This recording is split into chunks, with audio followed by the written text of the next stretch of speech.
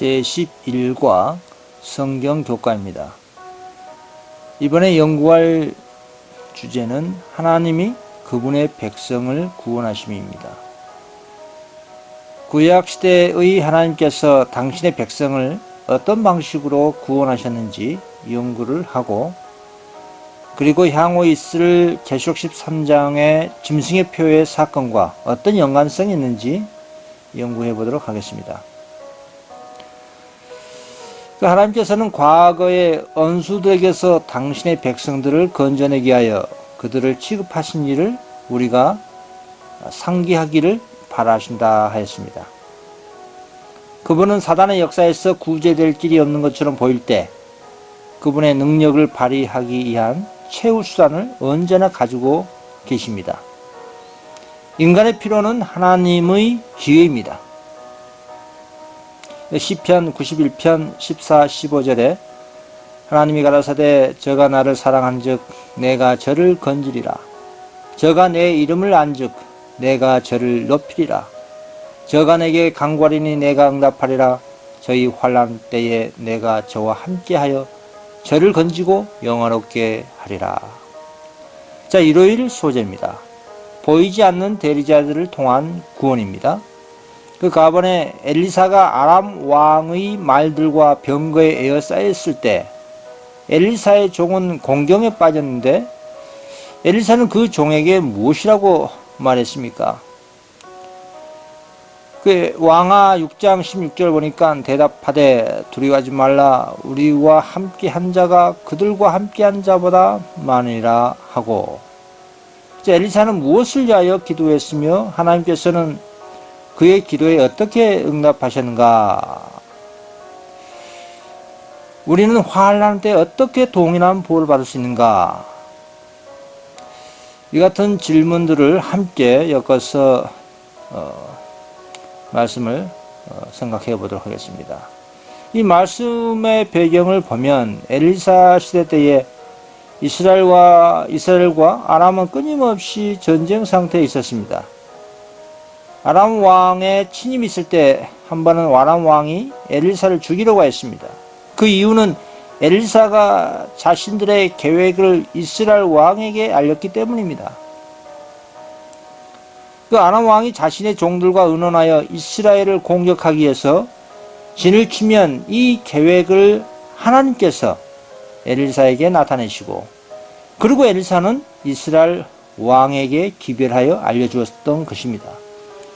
그래서 아람 왕은 자신의 계획이 엘리사 선지자로 하여금 들통나자 엘리사를 죽이기로 결심하고, 아람 왕은 너희는 가서 엘리사가 어디 있나 보라. 내가 보내어 잡으리라 라고 명령한 것입니다. 엘리사가 있는 장소를 찾아낸 아람 왕은 그곳으로 말과 병거와 많은 군사를 보내어 저희가 밤에 가서 그 성을 에워쌌던 것입니다. 엘리사의 종이 일찍 일어나서 나가보니 아람 사람의 군사와 말과 병거가 성을 에워싼 것을 보았습니다. 공포에 질린 엘리사의 종은 그 소식을 가지고 엘리사에게 내 주여 우리가 어찌하리까 라고 부르짖었던 것입니다. 엘리사 선지자는 대답하기를 두려워하지 말라. 우리와 함께한 자가 저와 함께한 자보다 많으라고 하였습니다. 그리고 이것을 그 종이 스스로 알 수 있도록 기도하여 가로되 여호와여 원컨대 저희 눈을 열어서 보게 하옵소서라고 하였습니다. 하나님께서 그 사환의 눈을 여시고 저가 보니 불말과 불병거가 산에 가득하여 엘리사를 둘렀더라. 하나님의 종과 무장한 원수의 대군 사이에는 일단의 하늘 천사가 둘러싸고 있었던 것입니다. 이와 같이 하나님께서는 당신의 천사들을 보내어 당신의 종을 지키신 것입니다. 베드로도 헤롯의 감옥에 갇혀 있을 때 하나님의 천사로 하여금 구출받은 사건이 있었습니다.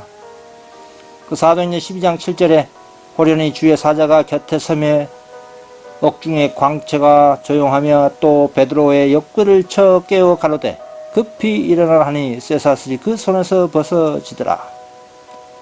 하나님의 백성들이 땅 위에 있는 땅에서 사는 한 어려움이 생기고 위험들을 만나게 될 것입니다.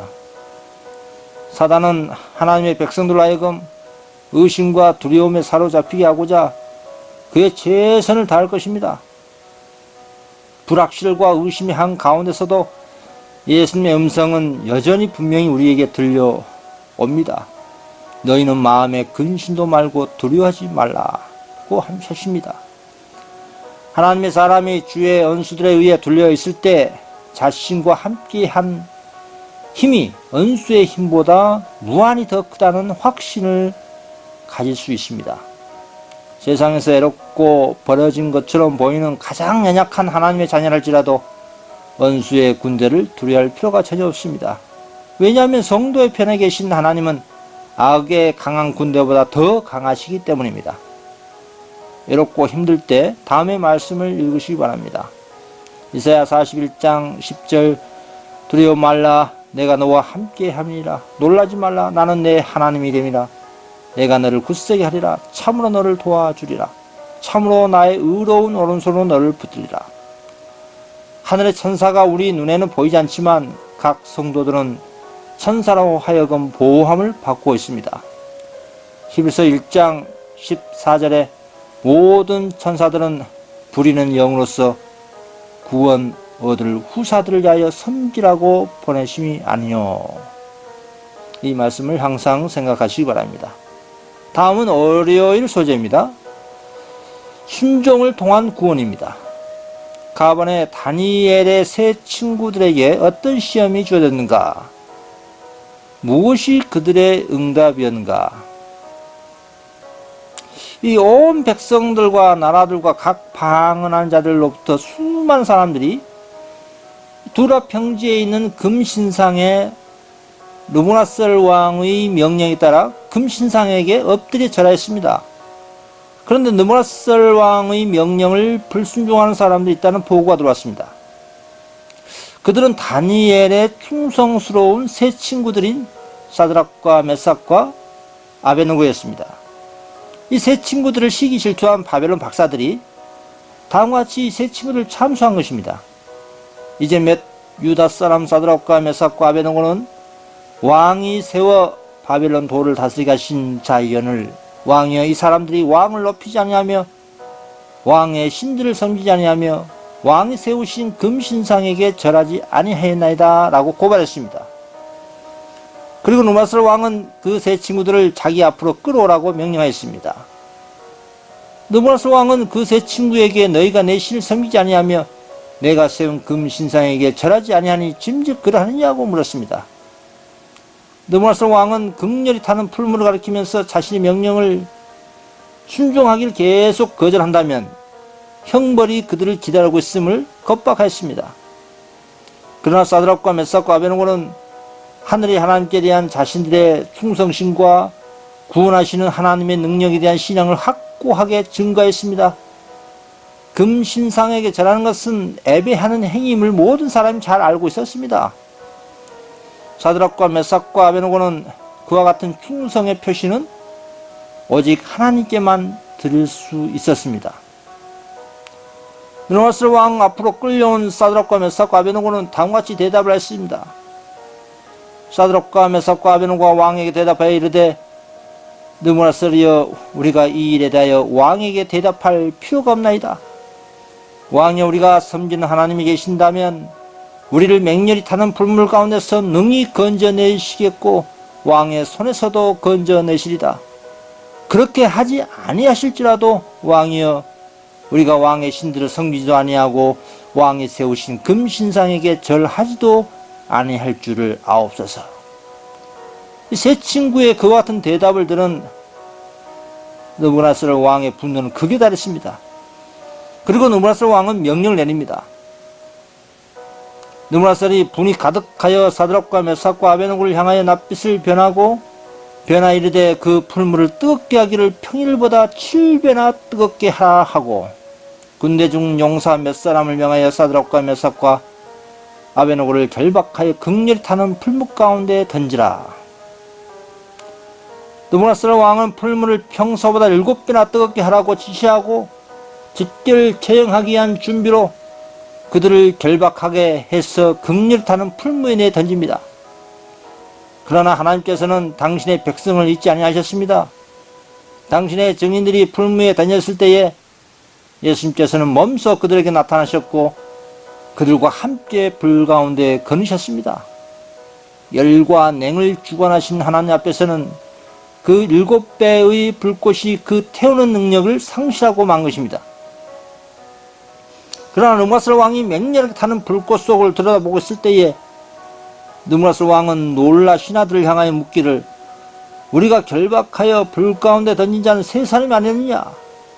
내가 보니 결박되지 아니한 4사람이 불 가운데로 다니는데 상하지도 아니하였고 그 넷째의 모양은 신들의 아들과 같도다 하였습니다.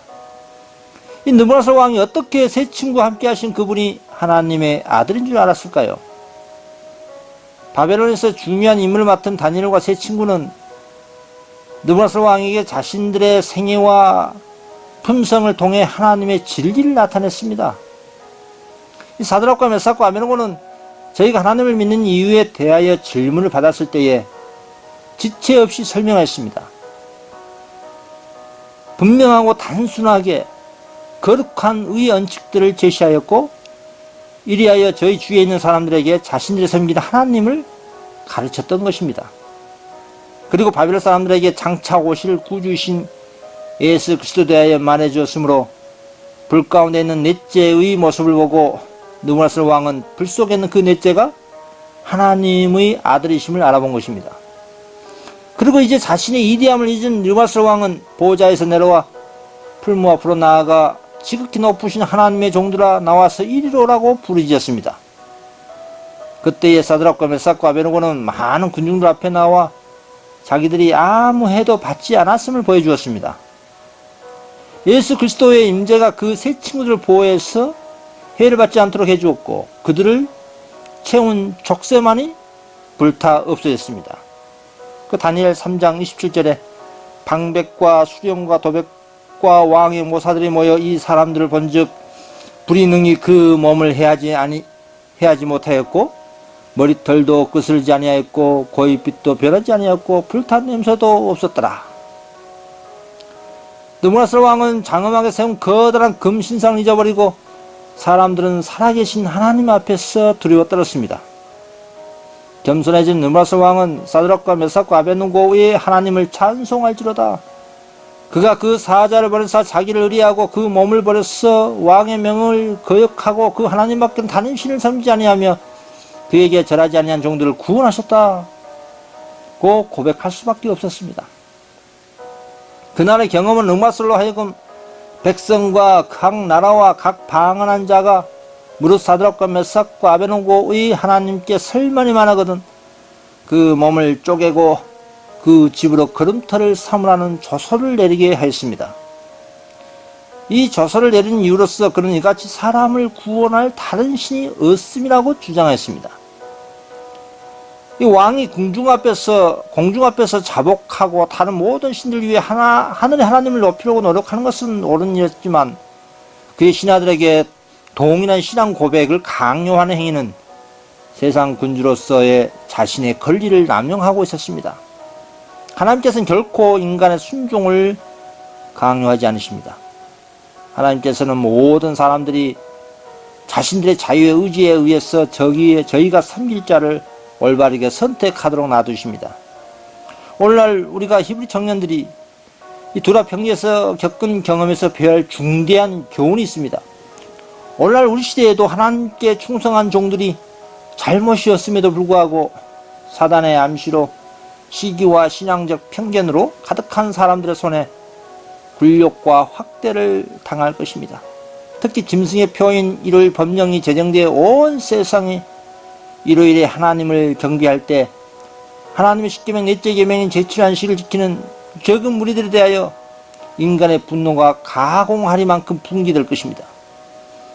마침내 세상 만국의 법령이 세상에 세워질 때 하나님의 십계명 제7을 순종하는 적은 무리들을 죽이는데 대동단결한다는 것이 성경의 큰 예언입니다. 하나님께 속한 것과 관련된 양심은 지 고아를 막론하고 어떤 인간도 간섭할 수 없는 신성한 보물입니다. 다음 화요일 소재입니다. 에스더 시대의 중재를 통한 하나님의 구원은 어떤 구원인지 보겠습니다. 중재를 통한 구원입니다. 가번에 사단은 어떻게 바사 왕에게 영향을 주어 하나님의 백성에 대한 법령을 만들었는가? 에스더는 법령에 대응하여 어떤 행동을 취했는가? 또 하나님께서는 그의 백성을 구원하시기에 어떻게 개입하셨는가? 연계해서 말씀을 살펴보도록 하겠습니다. 이 메데바사에서 높은 지에 있으면서 악한 일을 예사로 삼는 아각 사람 하만을 통하여 사단이 하나님의 백성을 괴롭혔습니다. 하만은 아말렉 족속입니다. 아말렉 쪽은 출애굽한 이스라엘 백성의 연약한 자가 피곤하여 뒤에 처지는 모습을 보고 뒤에서 공격하고 하나님을 고의적으로 대적한 사단의 세력이었습니다. 그래서 하나님께서는 이러한 아말렉 쪽을 내가 아말렉을 도마라의 천하에서 기억함이 없게 하리라고 하셨습니다. 이 하만은 유대 사람 모르드게에 대해 악감을 품고 있었습니다. 모르드게는 하만에게 아무런 해를 끼치지 아니하였고 다만 하만에게 애배하는 자세로 경의를 표하지 아니하였습니다. 하만은 모르드게만 죽이는 것이 가볍다 생각하고 아수에르의 온 나라에 있는 유다인 곧 모르드게의 민족을 다 멸망하고자 음모를 꾸몄습니다. 에스더 3장 8절에 하만이 아수르 왕이 이르되 한 민족이 왕의 나라 각 도 백성 중에 흩어져 거하는데 그 법률이 만민보다 달라서 왕의 법률을 지키지 아니하오니 용납하는 것이 왕에게 무익하나이다 라고 참소를 한 겁니다. 이 하만의 거짓 진술에 속은 이 그세르크세스는 메데바사 나라의 각 도 백성 중 흩어져 거하는 모든 유대인의 대학살을 주장한 조서를 반포하게 됐습니다. 유대인들을 죽이고 그들의 재산을 몰수할 날을 정하였습니다. 에스더 3장 13절에 이에 그 조서를 역졸에게 맡겨 왕의 각 지방에 보내니 12째 날 곧 아달 13일 하루 동안에 모든 유다인을 젊은이 늙은이 어린이 여인들 막론하고 죽이고 도륙하고 진멸하고 또 그 재산을 탈취하라 하였고 그 음모의 숨은 선동자인 사단은 참 하나님께 대한 지식을 보존할 사람들을 이 세상에서 제거하고자 노력하였습니다. 아수에로 왕의 법력이 온 유다인은 대성통곡을 하였습니다. 왕의 조명 각 도의 이름에 유다인이 크게 통하여 금식하고 고급하며 부르짖고 굵은 배를 입고 제 누운 자가 무수하더라 했습니다. 이 메데바사의 법령은 실수할 수 없었으므로 분명히 희망이 없는 것 같았고 온 이스라엘은 멸망의 운명에 놓여 있었습니다. 이러한 상황에서 에스더는 아수에로 왕의 법령에 대응하여 어떤 행동을 했을까요? 에스더가 모르드게에게 대답하여 이르되 당신은 가서 수산에 있는 유다인을 다 모으고 나를 위하여 금식하되 밤낮 3일을 먹지도 말고 마시도 마소서. 나도 나의 시녀와 더불어 이렇게 금식한 후에 규례를 어기고 왕에게 나아가리니 죽으면 죽으리다 하리라. 모르드게가 가서 에스더가 명령한 대로 다 행하니라. 이 궁지에 빠진 모르드게와 에스더는 저희 백성을 위하여 왕에게 호소하기로 결정하였습니다. 에스더는 중재자로서 위험을 무릅쓰고 왕에 나가야 하였습니다. 그리고 모르드게는 그녀에게 너가 왕후의 일을 얻은 것이 이때를 위함이 아닌지 누가 알겠느냐 라고 용기를 주었습니다. 에스더와 모르드게는 하나님께서 자신들 위하여 힘있게 일하지 아니하시면 그들 자신의 노력은 아무 소용이 없이라는 사실을 깨달았습니다. 그래야 에스더는 자기의 능력의 근원이신 하나님과 교통할 시간을 가졌습니다. 에스더가 모르드게에게 지시하기를 당신은 가서 수산에 있는 유다인을 다 모으고 나를 위하여 금식하라고 이렇게 말했습니다. 죽으면 죽이라는 일사가후 정신을 나타냈습니다. 죽으면 죽이라는 정신을 가진 이들에게 하나님께서는 당신의 백성을 구원하시기에 어떻게 개입하셨을까요? 신속히 연달아 일어난 사건들, 왕 앞에 나타난 에스더, 그가 받은 현저한 은총, 하만의 음모와 왕과 왕후의 잔치, 잠이 오지 않는 왕, 대중 앞에서 명을 얻게 된 모르드게, 악한 음모가 발견됐을 때의 하만의 죽음, 이 모든 사건에 하나님께서 개입하셨습니다. 유다인들을 멸하기 위해서 정한 날에 도리어 유다인들이 아수르 왕의 각도 각읍에 모여 자기를 해하고자 하는 자를 죽이라니 모든 민족이 저희를 두려워하여 능히 막을 자가 없었습니다. 그렇습니다. 에스더시대에 하나님의 백성에게 이른 시련, 그 시대에 국한된 특별한 경험이 아닙니다. 세상 끝날까지 여러 시대를 내다본 사도 요한은 용이 여자에게 분노하여 돌아가서 그 여자의 남은 자손, 곧 하나님의 계명을 지키며 예수의 증거를 가진 자들로 더불어 싸우려고 바다 모래에 섰더라고 선포했습니다. 오늘날 세상에 살고 있는 어떤 이들은 이 예언이 성취된 것을 볼 것입니다.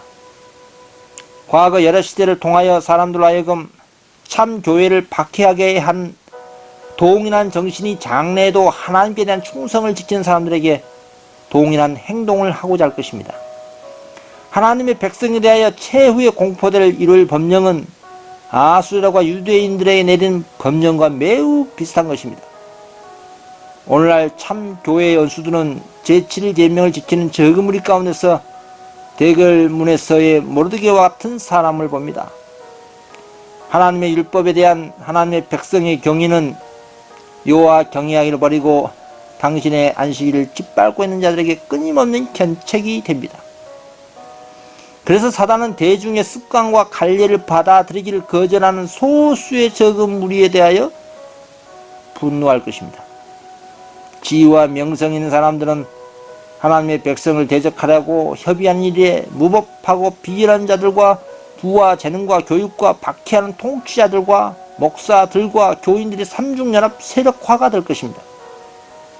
삼중연합 세력은 성경상 제7 안식일의 옹호자들에 대하여 성경이 이렇게 말씀하신다라는 말을 할 수 없으므로 그 부족을 보충하기 위하여 그들은 억압적인 강제 법령에 호소할 것입니다. 이 선악간의 대전쟁에서 진리와 오류 사이에 마지막 큰 싸움이 벌어질 것입니다. 그리고 하나님께서는 에스더와 모르드게의 시대에서처럼 오늘날 당신의 진리와 당신의 백성을 적극 옹호하실 것입니다. 자, 수요일 소재입니다. 마지막 때의 구원하심. 예수님이 재림하시기 직전에 하나님의 백성에게 어떤 큰 시험이 닥치는가? 누가 이 잘못된 경배 제도를 따를 것인가? 어떻게 우리는 생명의 책에 우리의 이름을 간직할 수 있는가? 라는 질문입니다. 계시록 13장 15절에 그가 건세를 받아 그 짐승의 우상에게 생기를 주어 그 짐승의 우상으로 말하게 하고 또 짐승의 우상에게 경배하지 아니한 자 몇이든지 다 죽이게 하더라. 그렇습니다. 온 인류에게 닥칠 짐승의 표 사건이 계시록 13장에 예언되어 있습니다. 그러나 짐승의 표 이 시험은 하나님의 백성에게 심각하게 임하게 됩니다. 이 세상의 75억의 대다수 사람들이 짐승의 표, 즉 이를 법령을 지지하기 때문에 시험이 되지 않습니다. 이것은 하나님의 남은 백성들에게 시험거리가 됩니다. 계시록 13장 8절에 이 땅에 사는 자들 다 짐승에게 경배하리라. 이 짐승의 표 이를 법령이 처음 시작할 때는 대다수 사람들이 좋아하는 사회복지정책으로 좋은 동기로 시작하여 출발합니다. 그리고 점진적으로 이를 법령의 제재가 강화됩니다. 법을 위반하면 벌금과 투옥, 나중에는 사형까지 법령의 제재가 강화됩니다. 이러한 양심을 억압하는 짐승표 사건 때 하나님의 백성들에게 절대 필요한 것이 무엇입니까? 도덕적 용기, 불굴의 인내, 예수 믿음, 구원하시는 하나님의 능력을 절대 신뢰하는 것입니다. 그러나 이러한 신앙의 특성들은 어느 순간적으로 주어지지 않습니다. 이 같은 그리스도인의 특성들은 오랜 세월 믿음의 훈련과 신앙 경험에서 얻어질 수 있습니다. 거룩한 노력의 생애와 의에 대한 확고 부동함으로 하나님의 자녀들은 자신들의 운명을 인지할 것입니다. 하나님의 계명을 믿음으로 순종하는 여자의 남은 자손은 하나님의 인을 받게 됩니다. 하나님의 인은 땅에서 행해지는 가증한 일로 인하여 탄식하며 슬퍼하는 자들의 그 이마에 찍힐 것입니다. 세상에 동조하여 연합하는 자들은 불법의 일꾼과 함께 분명히 멸망당할 것입니다. 베드로전서 3장 12절에 주의 눈은 의인을 향하시고 그의 귀는 저의 강구에 기울이시되 주의 낯은 악행하는 자들을 향하시니라. 우리 자신의 행동의 방향이 우리가 살아계신 하나님의 인을 받을 것인지 살육하는 기계에 의하여 베어질 것인지를 결정할 것입니다.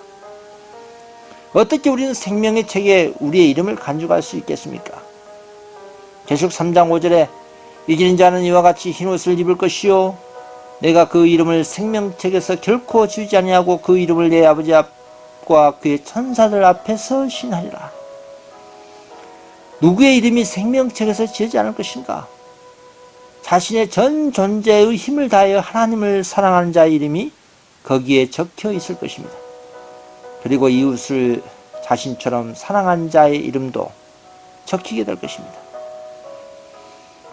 그리고 죄를 자복하고 자신의 길을 개혁하고 그러한 사람들의 이름 또한 생명책에서 지어지지 않게 될 것입니다.